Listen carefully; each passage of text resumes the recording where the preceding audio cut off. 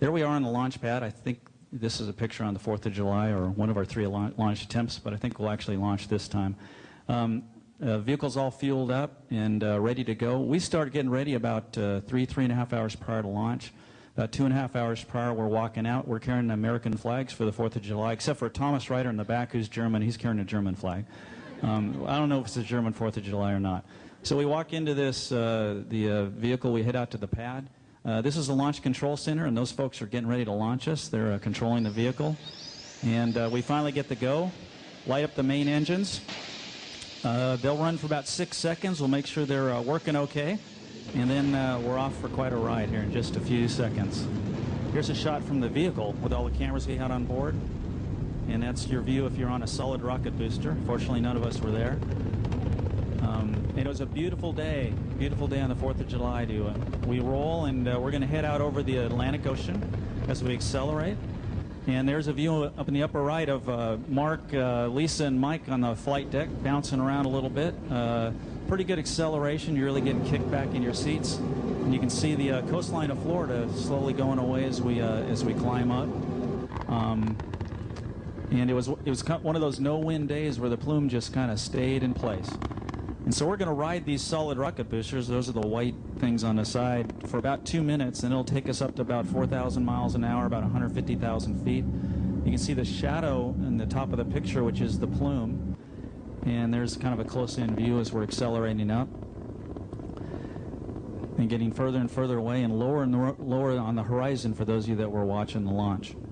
About 2 minutes, the solid rocket boosters are out of propellant, and they're going to pop off here in a minute. You can see they're bouncing around still, but it'll start to smooth out as we run out of propellant and then continue our way up.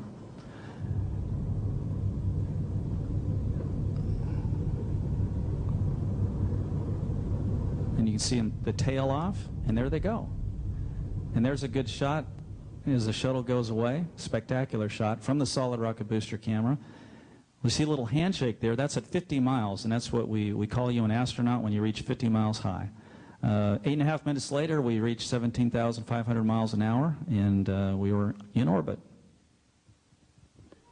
So that was a very busy flight day 1, but there was no time to rest. Flight day 2, we started our inspections. We had a lot of those to do. We had the new 50-foot boom on there. Here's a computer simulations of what that looked like from the outside. And you can see we're looking all over the leading edges and underside and all the places that we might have damage. So here's some of the view of the real imagery that we got and send that down. We also did some looking with the end effector camera.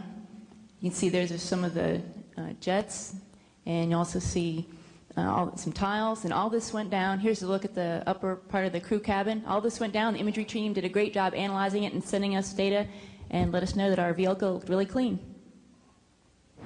So the space shuttle after launch is going 17,500 miles an hour, and so is the space station.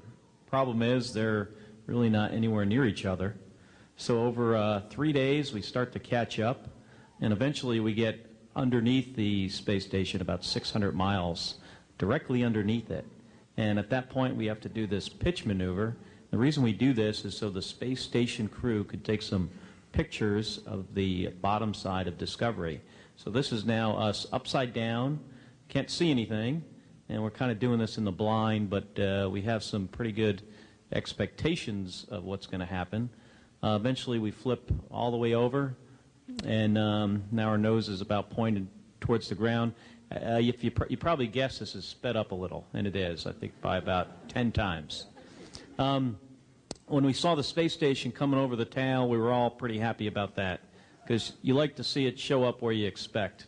It would be bad if it was in a different place. And this is Pavel and Jeff talking about what they saw right before we docked.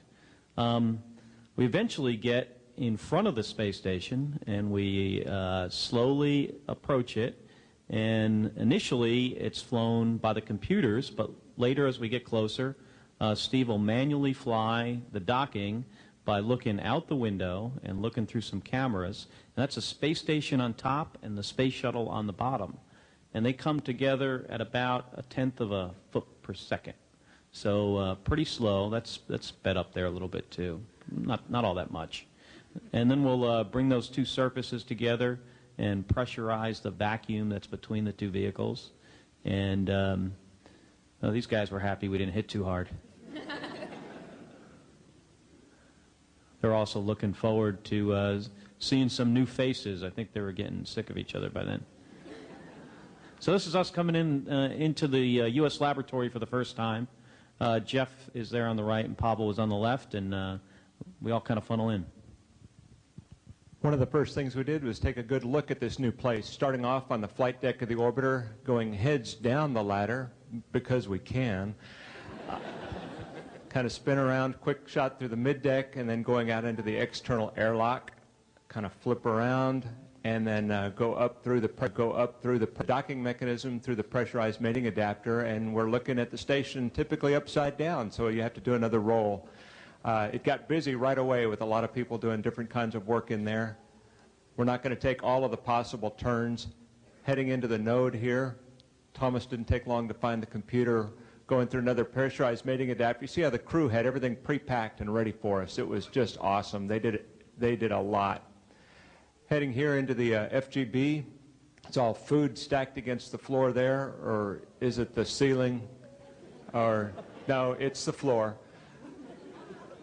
Heading down through the FGB toward the aft end, kind of looking across here, we can begin to see into the service module. Oh yeah, I have to do one more roll. And now we're in the service module with Pablo working down at this end. And then we begin our flight day 4. This was our MPLM unberth and install. This is Lisa and I, the robotics workstation on the space station in the laboratory. And we're maneuvering the station arm in to grapple the multi-purpose logistics module that's in the shuttle payload bay. Houses all of our cargo. This is a shot inside again of Lisa and I with the station crew, Jeff and Pavel, at the robotics workstation. We're maneuvering the logistics module up out of the shuttle payload bay to install it on the node nadir port on the station. We install it and then ungrapple and maneuver the shuttle arm, the station arm away, I'm sorry, for that operation. Next, on day 5, we started the EVAs. That's me on the right exercising, wearing an oxygen mask clamped to my head. That's to get the start getting nitrogen out. Once we go through that pre-breathe exercise protocol, we start getting suited up. You see us in our liquid cooling garments here, and then we get stuffed into the suits and get set. Piers is free in the middle of the airlock as they start to stuff him into the crew lock. He's in there now. They've added some bags and trying to wedge me in. Once we get in, depressurize that outer portion, pop open the internal hatch and the outer thermal cover you see flapping there, and it's time for Piers to slide outside. We're on the lower left of this. We've started working on the station, picked up a bunch of equipment, and working our way into the payload bay of the shuttle where you see us here. That's Piers's feet near the center of the screen, carrying a large foot restraint and a tool stanchion we affectionately called the hat rack. Pretty big piece of equipment to be hauling around. We set that up on the boom, which was on the arm. This is a computer simulation here that shows the two of us on it. All told, that's 100 foot of arm and boom. Piers went out solo first for some tests, and then the two of us went out to do, first we affectionately called it bouncing on the boom. Here's a view from Piers's helmet, kind of looking back at the orbiter. It gives you an idea of what kind of a spectacular view you have. It got a little distracting at times. So we did some work in free space on the boom to see how to do some tests, and then they pushed us in close to structure. And this simulation shows me actually in contact with the end of the truss, and I'm simulating different types of activities as if it was a repair, to see if the boom and the arm could hold us stable enough to do a repair. Once we completed that, it's a long, slow, dark ride back toward the payload bay.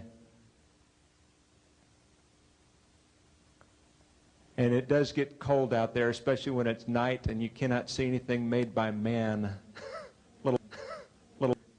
Get down close to the payload bay, and there we started to pull all of the gear off and get cleaned up to head back toward the airlock. We put all the toys away. Piers is inside and pulls the thermal cover shut. Gee, that went fast. That was 7.5 hours later. That's the end of EVA 1. Occasionally we had the chance to look out the window. You see the Nile River snaking across toward the left, the Mediterranean Sea, the Nile Delta, and the Red Sea at the top. And this is the beginning of our flight day 6. This was a big transfer day for us. Here I was inside the multipurpose logistics module, and I'm there with Steve. Basically, we unload the old items, or the new items for return, and load on the old items. And we worked very, very hard, many, many hours. At least that's what the ground thought, but we were really inside the logistics module doing cute astronaut tricks. But here's a shot of a zero-gravity stowage rack being transferred. It's a soft rack, and it houses the supplies inside. It takes a couple of people to transfer through the hatchway, and that's a crew transfer bag. We bring supplies from the shuttle also to the airlock and into the lab. And this is the beginning of EVA 2. This is Lisa and I at the robotics workstation, beginning the preparations for the robotics apps to support that EVA. Yep, another day, another EVA. First thing we had to do was to pick up this big pump module. It's about 1,400 pounds. And Mike and I lift it up in the back of the shuttle. And ladies get the end effector and grab it out of our hands and swing it over to the space station, where they park it on a special storage shelf outside the airlock for use as a spare later on. And then after that, we got to wrestle with the dreaded TUS. But before that happened, we had this spectacular sunrise. See how the whole world goes pink, and then copper, and then white in just a few seconds when you're outside. It's really quite the most beautiful thing. See the colors changing. Okay, back to the TUS. Oh, here's me trying to find the TUS. Life is very close up and personal when you're translating around on the outside of a spacecraft. You tend to concentrate on where you're putting your hands. It's quite easy, though, when you get the hang of it. Mike is on the arm here, and he's grabbing the old TUS, which is about the size of a baby grand piano, and we take it down to the shuttle payload bay, where he hands it off to me. I'm just standing around holding this thing. Then he grabs the new one and swings back to the space station to install it. I won't tell you all the adventures we had with this, but all the bolts stuck, and we had various problems with tools and things. Very exciting. Here's me trying to hammer the old TUS back into place in the shuttle, while Mike is using violence and bad language to try and get the other TUS into the truss. There he is. He's swinging it in place. Eventually it all worked out, and we got it in there. Some tight moments. This is a close-up of a pistol grip tool, which is just electric bolt driver. It's pretty cool. You can set the amount you want to tighten up the bolt, the torque regulator, and then just crank up your bolts with this. And it works most of the time. There you are, spinning up a bolt. If you didn't have one of these, your hands would get very, very tired, even if you're as tough as Mike.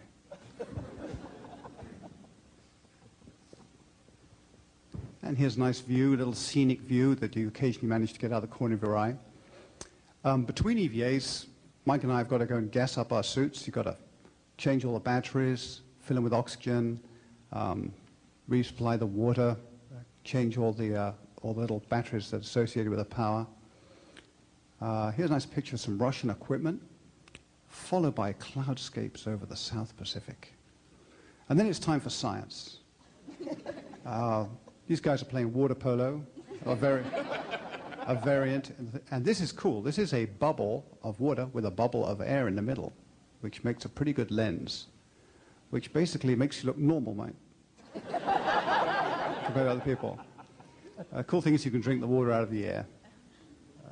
Lisa has a very dignified, well-regulated approach to this particular trick. You know, she takes her time, she chases the last one, she gets it all sorted out.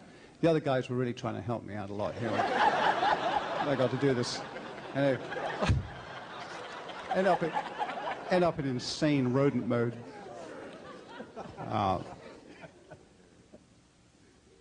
Steph likes to turn her food as she eats it. She's just like an anaconda. And, Mike has a future in ballet. Just beautiful.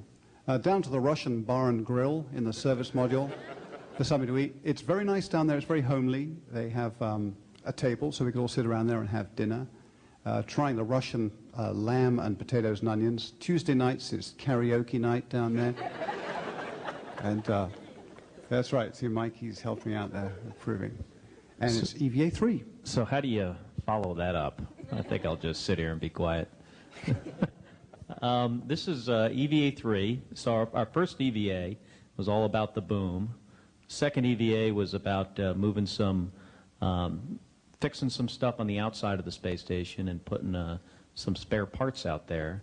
And the third EVA was about doing this big, pretty important experiment, very important experiment. It was very successful. And what this experiment was about was to see if we could fix the heat shield on the leading edge of the orbiter, the reinforced carbon-carbon. So we had a bunch of tools to do that, a bunch of bags with a bunch of tools in it, and we had this really big box all the way in the back of the payload bay. And here you can see what one of the bags of tools look like. There's really a lot of stuff in there, and most of it is tied down or kept in place. And then we have some samples, and on these samples, this is pieces of wing essentially, and a putty knife and some putty. And this putty is called NOAX, and it's pretty good at absorbing heat and actually dissipating heat. What was that, Mike? This is the EVA IR camera, which we tested outside as well, and I think this is Piers here, so you can see some of the joints on his spacesuit where heat's coming out of. This EVA lasted about 7 hours, and just last week we tested these samples, and they work great. And this is the day that we demated the multi-purpose logistics module. Here's a view moving away from the node. The logistics module, after having transferred 5,000 pounds of cargo, and there's a shot of the petals closing. With the space station arm, we maneuver the logistics module down into the payload bay and berth it for return home with all of the return items. And prior to flight, Lisa and I were dubbed the Robo Chicks, and Piers was kind enough to do some space art for us, so we decided to show it off.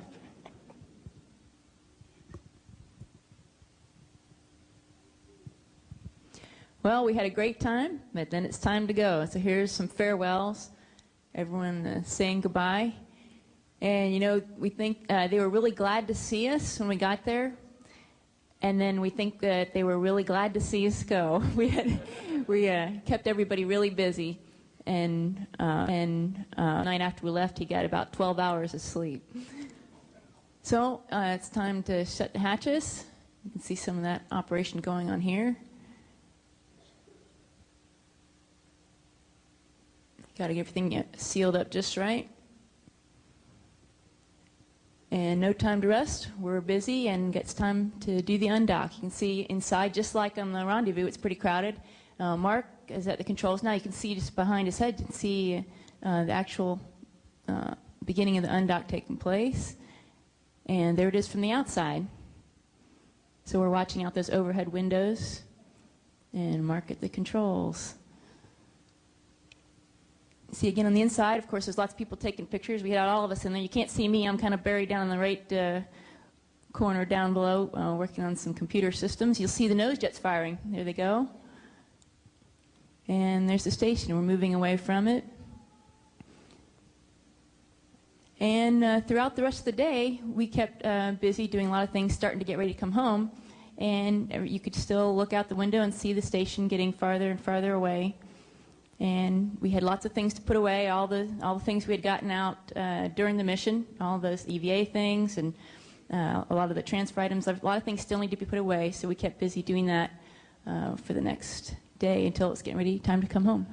Day before, you know, we have to land the vehicle, so we have this computer program called Pilot, and it's just a video game, kids. So that's all I'm doing is a video game, and highly paid just to play this game. And so practice the game, and then the time for deorbit, and we get back in our orange pressure suits, and there's Piers trying to get me in. I think I've had my G-suit on backwards. He had to fix me. Then Piers getting in while we're up on the flight deck, getting ready to go. And we'll start our approach about 9,000 miles away from where we're going to land. This is a shot from a minicam on the flight deck. You see the little flash out the overhead windows in the upper left of your screen, and that's plasma flashes as the atmosphere around us is basically on fire because of the heat. There's the view out the front. You can see the glow. If you go about 4 to 10 feet in front, temperatures all the way up to as hot as 10,000 degrees out there. But that's what your shields are designed to protect us from. And here we are coming into entry, and about 50,000 feet I'll take over manually to fly the vehicle. And this is looking out, the heads-up display out the front, what Mark and I are looking at. You can see the runway out there. We'll come in a steep dive, and at about 300 feet here, Mark's going to drop the gear.